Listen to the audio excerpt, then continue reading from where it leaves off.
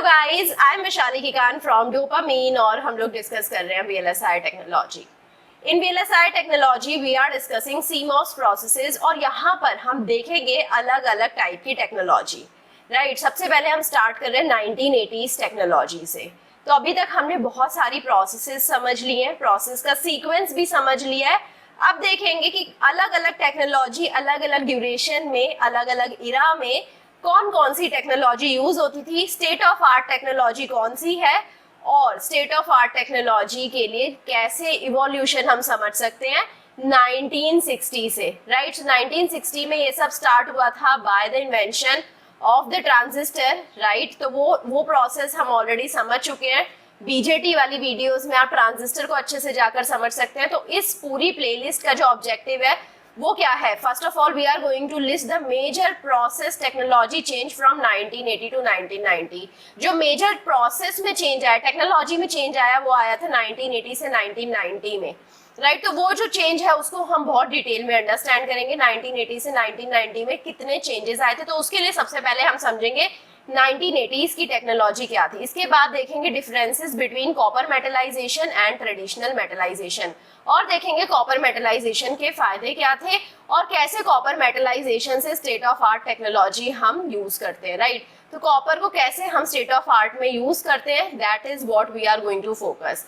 But ये चीज हम फोकस करेंगे 2000 टेक्नोलॉजी में। तो अब से जो थर्ड वीडियो रहेगी वहां पर हम स्टेट ऑफ आर्ट टेक्नोलॉजी को डिस्कस करेंगे और आप देखेंगे कि जितना कॉम्प्लेक्स दिखता है ये सब्जेक्ट उतना कॉम्प्लेक्स है नहीं। अगर आप पूरी प्रोसेस को समझ जाएंगे तो पूरी प्रोसेस को समझने के बाद ये सब्जेक्ट आपके लिए बहुत ही ईजी हो जाएगा। So let's start our discussion from 1960s technology. 1960 में जो PMOS थे वो डोमिनेंट थे। हम आईसी के ऊपर PMOS फैब्रिकेट करते थे। राइट, डिफ्यूजन प्रोसेस यूज होती थी। अभी तक हम डिफ्यूजन ही यूज करते थे, आयन इम्प्लांटेशन प्रोसेस लोग जानते नहीं थे, तो आयन इम्प्लांटेशन प्रोसेस यूज ही नहीं करते थे। राइट, इसके अलावा मेटल गेट यूज होता था। यहाँ प्रॉब्लम यह आती थी कि मेटल गेट जो था वो हाई टेम्परेचर पे जाते ही मेल्ट डाउन हो जाता था। तो हम जैसे ही गेट बना लेते थे उसके बाद हाई टेम्परेचर प्रोसेसिंग हम चिप की नहीं कर पाते थे। तो ये सब हमारे डिसएडवांटेजेस थे 1960 टेक्नोलॉजी में। और साथ में जो PMOS है वहाँ जो मेजॉरिटी चार्ज कैरियर्स थे वो होल्स, तो उसकी वजह से जो PMOS था वो स्लोअर था। Right, so now the need arose in the 1970 to work with NMOS। NMOS के साथ वर्क करने की नीड अराइज हुई और NMOS में क्योंकि मेजॉरिटी चार्ज कैरियर इलेक्ट्रॉन्स हैं जिनकी मोबिलिटी ज्यादा है, राइट, इनकी मोबिलिटी ज्यादा है तो यहाँ पर ड्रिफ्ट स्पीड ज्यादा रहेगी और इस पूरे डिवाइस की जो NMOS से फैब्रिकेटेड रहेगा उसकी स्पीड ज्यादा रहेगी। राइट, यहाँ पर आयन इम्प्लांटेशन प्रोसेस यूज हो जाती है and we can use the polysilicon gate जिसमें मेल्ट होने की प्रोबेबिलिटी कम थी। पॉलीसिलिकॉन गेट जो था वो मेल्ट नहीं होता था इजीली। राइट, अगर ये मेल्ट नहीं होएगा इजीली तो हम यहाँ पर सेल्फ अलाइंड सोर्स और ड्रेन की फॉर्मेशन कर सकते हैं। अब सेल्फ अलाइंड सोर्स और ड्रेन के बारे में हमने प्रीवियसली ऑलरेडी काफी सारी चीजें डिस्कस कर रखी हैं, but now also I will be telling you what is self aligned source and drain. तो आप ये सारी टेक्नोलॉजीज जब मेरे साथ कवर अप करेंगे, it's just like a revision for you. तो आपको समझ आ जाएगा कि कैसे कैसे टेक्नोलॉजी में चेंज आया, कैसे मेटल गेट से पॉलीसिलिकॉन गेट में हमें बहुत सारे फायदे हुए। अब 1980 की टेक्नोलॉजी पे आ जाते हैं। राइट, 1980s में जो LCD थे वो LED को रिप्लेस कर रहे थे एज इंडिकेटर्स। इलेक्ट्रॉनिक वॉच के अंदर जो इंडिकेटर्स होते हैं उसमें अब LCD यूज होने लगे थे rather than LED। Right, even in calculators LCD use होने लगे थे रादर देन LED। यहाँ पर CMOS IC started replacing NMOS IC। तो सबसे पहले हमारे पास PMOS IC थी, फिर NMOS IC आई। राइट, अब NMOS के बाद हमारी CMOS आने लग गई। राइट, सो CMOS में कुछ फायदे थे। CMOS में फायदे ये थे कि यहाँ पर हमारे पास स्पीड बहुत ज्यादा थी, पावर कंजम्पशन कम थी। राइट, सो यहाँ जो मिनिमम फीचर साइज था वो 0.8 माइक्रोमीटर चला गया from 3 micrometre. So feature size छोटा होने लग गया, तो मतलब डिवाइस का साइज, आईसी का साइज छोटा होने लग गया। वेफर का साइज बड़ा होने लग गया, तो पहले हम 100 mm का या 4 इंच का वेफर प्रोड्यूस कर पाते थे। नाउ इन 1980s 150 mm का, जैसे कि 6 इंचेस का हम वेफर प्रोड्यूस करने लग गए। तो जितना बड़ा वेफर्स होगा उतने ही उसमें से आईसीज कट आउट हो जाएंगी, तो उसकी ईल्ड इंप्रूव हो जाएगी। तो 1980 में जो CMOS में टेक्नोलॉजीज यूज होती थी वो थी local oxidation of silicon. Local oxidation of silicon के बारे में हम ऑलरेडी डिस्कस कर चुके हैं डिटेल में। राइट, फोस्फोसिलिकेट ग्लास को हम यूज करते थे राइट, आइसोलेशन के लिए फॉस्फोसिलिकेट ग्लास को और रीफ्लो करवाते थे यहाँ पर as a dielectric, right. So now evaporator use होता था मेटल डेपोजिशन के लिए, मेटल डेपोजिशन करवाना होता था गेट के लिए, राइट, या फिर इंटरकनेक्शंस के लिए तो इवेपोरेटर यूज करते थे। पॉजिटिव फोटोरेसिस्ट यूज किया जाता था, प्रोजेक्शन प्रिंटर यूज किया जाता था, प्लाज्मा एचिंग और वेट एचिंग यूज की जाती थी, राइट। सो आप पूरा टेक्नोलॉजी में ध्यान से देखिए कैसे पूरा चिप प्रोसेस होएगा और यहाँ से आपका थोड़ा ब्रेन के अंदर थोड़ा मैपिंग हो जाएगा इमेजेस के थ्रू कि पूरी चिप हमारी प्रोड्यूस कैसे हो रही है। अब ये जो इमेजेस हैं बहुत इंपॉर्टेंट है, बहुत ध्यान से देखिए। 1980s की टेक्नोलॉजी में सबसे पहले वेफर को क्लीन किया जाता था। वेफर, ये हमारा पी टाइप सबस्ट्रेट है, राइट, पी टाइप सबस्ट्रेट को सबसे पहले क्लीन किया गया, पैड ऑक्सीडेशन लेयर बनाई गई। यहाँ पर एक बहुत ही थिन लेयर बनाई गई ऑक्साइड की, SiO2 की जो लेयर बनी पी टाइप सबस्ट्रेट के ऊपर, that is a pad oxide layer. इसके ऊपर हमने पैड ऑक्साइड लेयर, यहाँ आप ग्रे वाली देख रहे हैं पैड ऑक्साइड लेयर है, उसके ऊपर हमने low pressure chemical vapour deposition करा और नाइट्राइड की लेयर बनाई, राइट। अब ये जो पैड ऑक्साइड की लेयर है ये बफर की तरह काम करती है सिलिकॉन नाइट्राइड। सिलिकॉन नाइट्राइड क्या होता है? नाइट्राइड की लेयर हाई डेंसिटी लेयर होती है, डेंसर लेयर होती है। अब ये सबस्ट्रेट के ऊपर बहुत ज्यादा प्रेशर क्रिएट करती है, राइट। सो सबस्ट्रेट में क्रैक्स आ सकते हैं, तो ये जो पैड ऑक्साइड लेयर है बफर की तरह काम करती है और इस डेंसर लेयर से सबस्ट्रेट को बचाती है जिससे क्रैक ना आए, right. So now coming to the photoresist coating, photolithography process में आ गए हैं। अब क्या करते हैं, फोटोरेसिस्ट की कोटिंग करते हैं। जो ग्रीन मटेरियल है फोटोरेसिस्ट है। मास्क 1 यूज करते हैं। अभी जो मास्क 1 है हम आइसोलेशंस बनाने के लिए यूज कर रहे हैं, which is the local oxidation of silicon. तो लोकल ऑक्सीडेशन सिलिकॉन हम टेक्नोलॉजी यूज करते थे, आई ऑलरेडी टोल्ड यू। तो ये मास्क 1 हमने अलाइन कर दिया, राइट, जो अभी हमारी चिप थी उसके ऊपर हमने मास्क 1 अलाइन कर दिया। अब इसके बाद एक्सपोजर करवाया।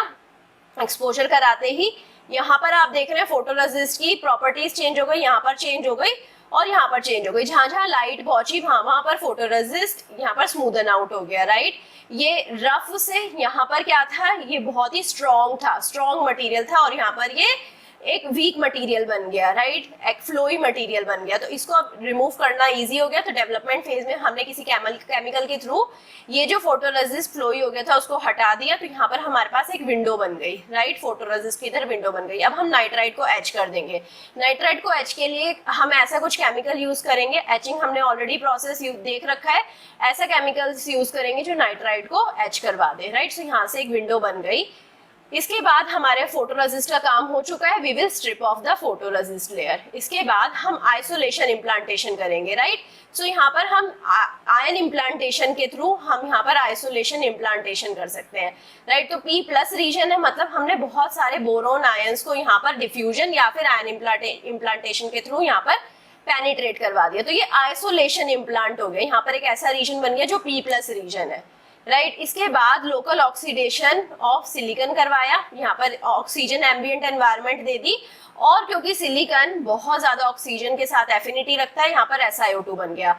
अब SiO2 की एफिनिटी नाइट्राइड से भी ज्यादा होती है, तो ये यहाँ पर सिलिकॉन नाइट्राइड के नीचे भी चला गया। ये आप बर्ड बी की प्रॉब्लम देख पा रहे हैं यहाँ पर, राइट। अब इसके बाद नाइट्राइड लेयर की रिक्वायरमेंट नहीं है, हमारे आइसोलेशंस बन चुके हैं, राइट। तो अब यहाँ पर हमने नाइट्राइड को स्ट्रिप ऑफ कर दिया, पैड ऑक्साइड को रिमूव कर दिया और इस पूरे सबस्ट्रेट को क्लीन कर दिया, राइट। सो अब ये हमारा सबस्ट्रेट ऐसा दिख रहा है। अब यहाँ पर हमारे पास क्या हो गया है, क्लीन सरफेस हमें मिल गया है और ये जो सरफेस है यहाँ पर हमारे पास आइसोलेशंस ऑलरेडी क्रिएट हो चुके हैं।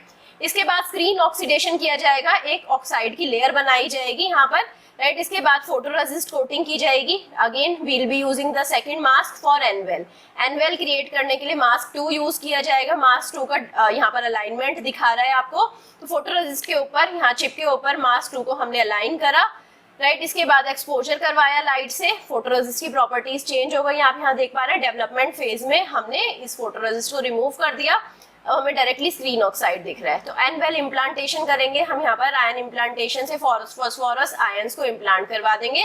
यहाँ पर हमारा एनवेल डेवलप हो जाएगा, राइट। अब फोटोरेसिस्ट की रिक्वायरमेंट नहीं है, will strip off the photoresist. Photoresist को हटा दिए यहाँ से। अब इसके बाद ड्राइव इन स्टेज में गए। ड्राइव इन स्टेज में क्या करा, हाई टेम्परेचर दिए जिससे एनवेल यहाँ पर डीप में पेनिट्रेट हो गया, राइट। एनवेल यहाँ पर डीप में सबस्ट्रेट के अंदर पेनिट्रेट हो गया, एनवेल ड्राइव इन। इसके बाद स्क्रीन ऑक्साइड की जरूरत नहीं है, जब भी किसी लेयर की जरूरत नहीं होगी विल बी रिमूविंग इट। तो यहाँ पर स्क्रीन ऑक्साइड की जरूरत नहीं है, will strip off the screen oxide layer, screen oxide layer को हटा देंगे। इसके बाद सैक्रिफिशियल ऑक्साइड लेयर पूरी चिप के ऊपर ग्रो करेंगे, एक सैक्रिफिशियल ऑक्साइड लेयर।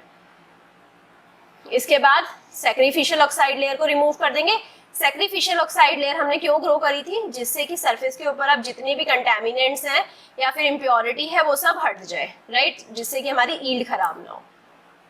अब इसके बाद हम गेट ऑक्साइड लेयर को ग्रो करेंगे। अब गेट ऑक्साइड लेयर ग्रो गई, आप देख पा रहे हैं ऑक्सीडेशन का कितना ज्यादा यूज है। इसके बाद हम पॉलीसिलिकॉन डिपॉजिट करेंगे, राइट। सो गेट ऑक्साइड के ऊपर आप देख पा रहे हैं जो रेड पार्ट है ये पॉलीसिलिकॉन है, हमने पॉलीसिलिकॉन को डिपॉजिट करवा दिया। फिर से हम फोटोरेसिस्ट की कोटिंग करेंगे, फोटोरेसिस्ट की कोटिंग करी, राइट। अब हम मास्क 3 यूज करेंगे। सबसे पहले हम गेट और लोकल इंटरकनेक्शंस बनाएंगे। ये हमने मास्क 3 यूज करा, इसका अलाइनमेंट करा, राइट। सो मास्क 3 अलाइनमेंट करने के बाद आप देख पा रहे हैं यहाँ पर पॉलीसिलिकॉन के ऊपर फोटोरेसिस्ट है और उसके ऊपर हमने मास्क 3 को अलाइन कर दिया है। इसके बाद एक्सपोजर कराया और यहाँ पर आप देख पा रहे हैं सारी जगह फोटोरेसिस्ट की प्रॉपर्टीज चेंज हो गई। अब इस फोटोरेसिस्ट को डेवलपमेंट फेज में हटा दिया जहां जहां फोटोरेसिस्ट की प्रॉपर्टीज चेंज हुई थी, राइट। अब पॉलीसिलिकॉन को एच आउट कर दिया, जहां जहां फोटोरेसिस्ट था फोटोरेसिस्ट ने पॉलीसिलिकॉन को अपने नीचे प्रोटेक्ट कर लिया था, तो इतने एरिया में पॉलीसिलिकॉन प्रोटेक्ट रहेगा क्योंकि उसके ऊपर फोटोरेसिस्ट है। उसके अलावा हर एरिया से पॉलीसिलिकॉन एच आउट हो जाएगा, राइट। इसके बाद जो फोटोरेसिस्ट है उसकी रिक्वायरमेंट नहीं है, will strip off the photoresist. फिर से फोटोरेसिस्ट की कोटिंग करेंगे, राइट। फोटोरेसिस्ट की कोटिंग के बाद आप देख पा रहे हैं यहाँ पर हमारे पास एनवेल क्रिएट हो चुका है, दोनों गेट्स क्रिएट हो चुके हैं। अब गेट ऑक्साइड भी क्रिएट हो चुका है। अब उसके ऊपर हमारे को फोटोरेसिस्ट की हेल्प से हमें एन टाइप सोर्स और ड्रेन बनाना है। हम मास्क 4 यूज करेंगे, मास्क 4 को अलाइन करेंगे यहाँ पर और मास्क 4 से एन टाइप सोर्स और ड्रेन बनाएंगे। तो मास्क 4 को अलाइन करा, एक्सपोजर करवाया, डेवलपमेंट करवाया। तो मास्क 4 की हेल्प से अब हमारे को फिर से एक विंडो मिल गई है जहां से हम सोर्स और ड्रेन इम्प्लांटेशन करा सकते हैं।